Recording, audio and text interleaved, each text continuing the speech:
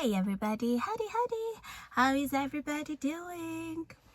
This question, I was having a conversation with someone so dear to my heart, and we're actually talking about, my notes are down here, right here. We were talking about luxuries, and I kind of understood something, and I thought it would be nice to share because not that it has bothered me for a while, something just wasn't clicking. So I finally found it and it clicked. So I thought, okay, that would be so good to share. We are in an era where they're telling us to enjoy some luxuries, okay? Sip some wine, go to an expensive hotel, go, I don't know, go to a luxury resort, take trips abroad, buy luxury cars. We are in, that era, buy a luxury bag or shoes. And, these days it's not just a bag. You kind of need, I don't know, a label, And so people have been trapped in that. Many Christians inclusive. We've been trapped in that, you kind of make money, okay, or you get money. Some people are not even making the money, but you get the money and you spend it on luxuries, so that nange mpuliremu how others are feeling, because people are posting. Of course, social media can be something else if you don't tame it. It can be a beast, it can be a monster if you don't tame it. And if you don't also tame and control how you use it, it has tendencies to overwhelm. And so we've been told, to add some luxury in our lives, and it's not a bad thing. It really isn't. And what's interesting is that the people that are really enjoying the luxuries comfortably, because it is possible to I don't want to even call it enjoy a luxury, because you're not enjoying. Your heart is racing, the place is too expensive for you. Your heart is racing because you're feeling dumb that you just went and went to a restaurant and the food is too expensive for you, and that's all the money you had, and you're like, I'm gonna eat it. Let me also enjoy myself, okay?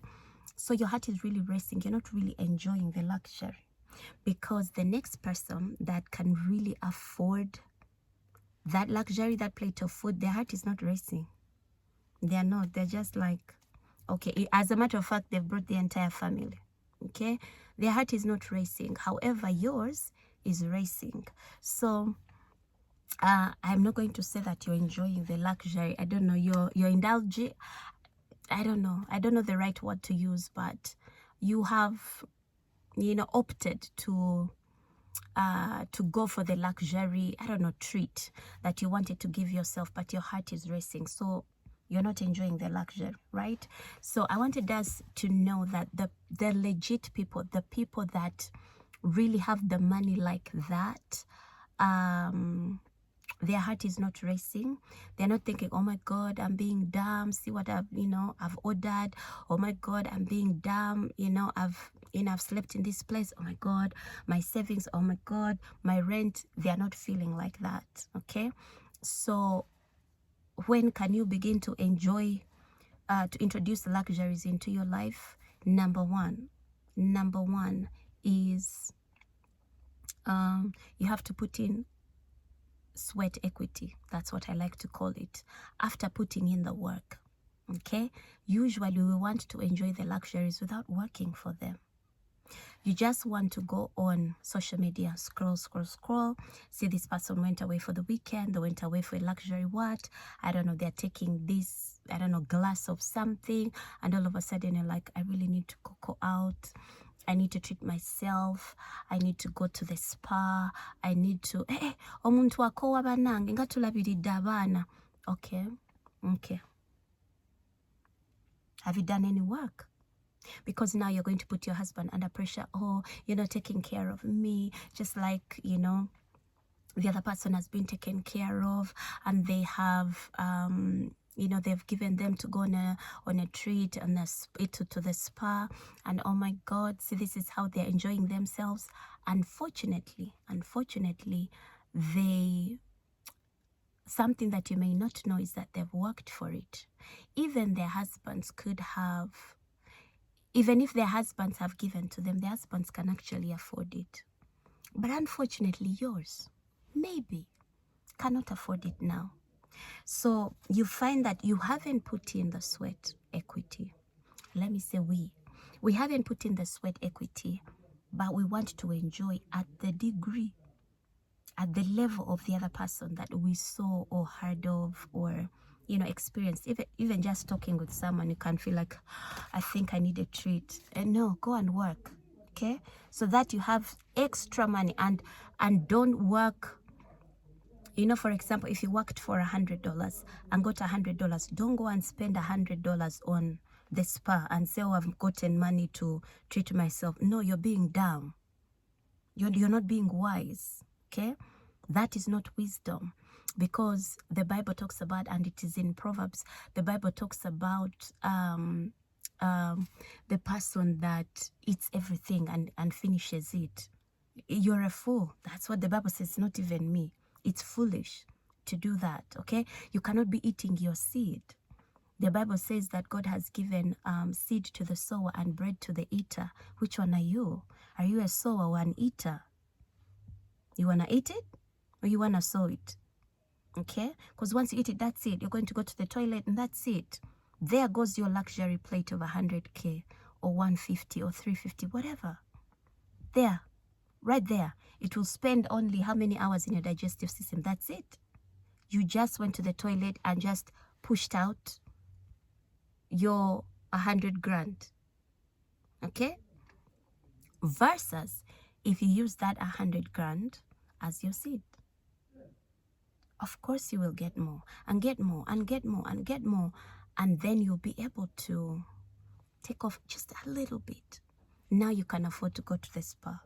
And maybe you may not start off with the spa, you can start off with nails. Maybe you cannot do nails, you can start off with a drink. That's still okay. Okay? So when can we introduce luxury in our lives? Number one, when you've put in the sweat. When you've literally worked. Work. Go make some money. And don't chew all of it. Don't eat up your seed. Otherwise you're going to be in a cycle like that. You go and make it and you eat it. It gets finished. You eat it and you make it. It gets finished. What are we doing? So that's one. Okay. Number two is, when can we introduce luxuries into our lives? When we actually need them. Versus nange kanewe muko. I'll give you an example. I once heard Funke Felix Adejumo talking, and she said that she flew, I think it's common for her to fly first class. So another person's like, hey mama, oh my gosh, I also want to fly first class. But the reason why she wanted to fly first class, at least for that part of the sermon that I was listening to, she wanted to get to that country when she was feeling refreshed. Okay, she didn't want to feel tired. She wanted to prepare to minister, I don't know, to the church, to the place that she was going. And so she needed time alone.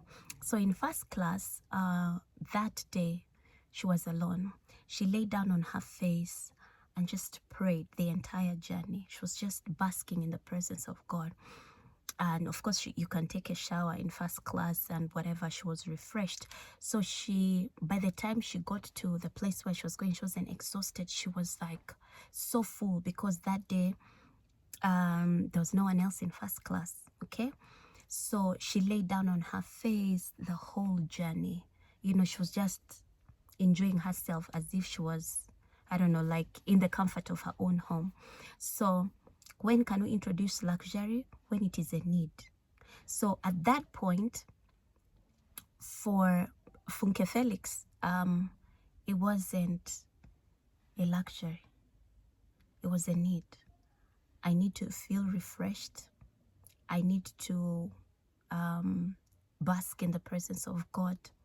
I just want to be in his presence, and I want to do it alone for the entire journey. How can I do it? I'll fly first class. Does that make sense? Versus the person is like, oh, so me, I have to work hard and get my first class. That's a good one. But if you get all of your money and pay the ticket for first class and have nothing, appear in the next country and you have nothing,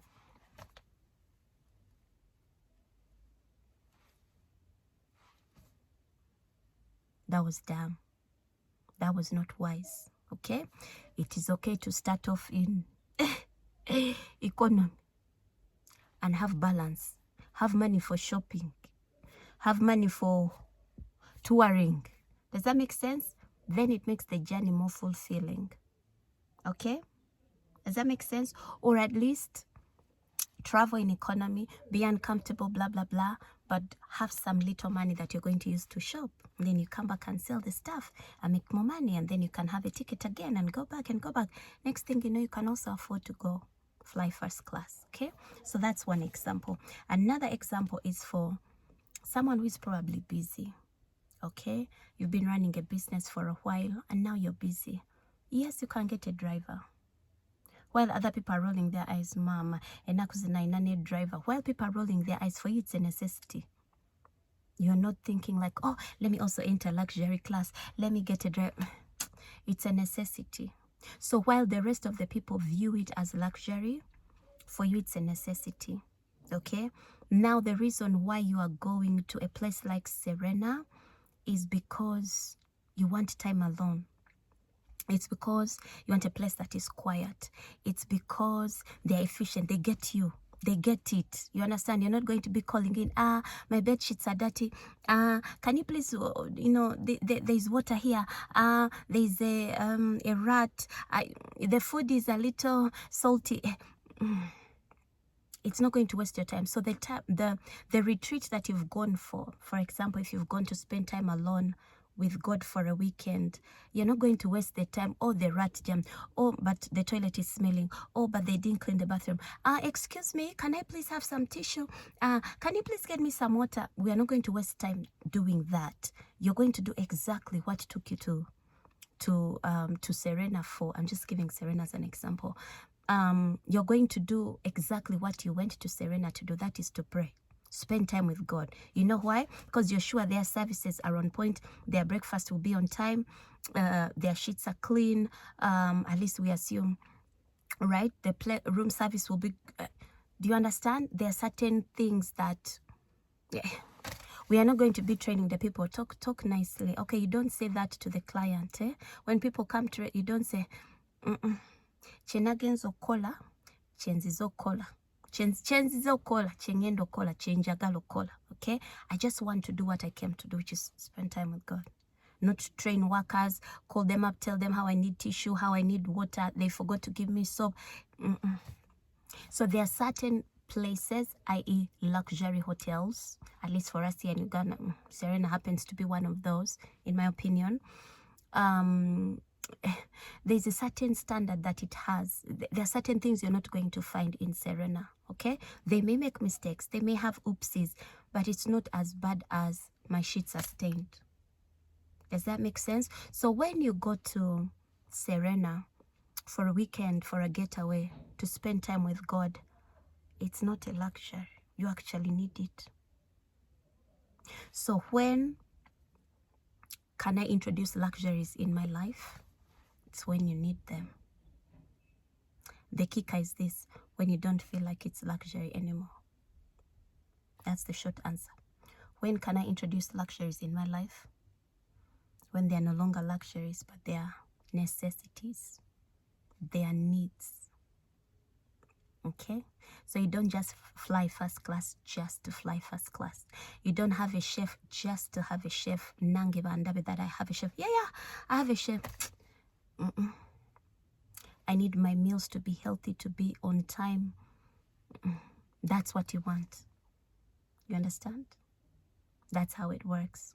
So once again, when do we introduce luxuries in our lives? when they cease to be luxuries in our eyes and they become a necessity. I love you. I gotta go.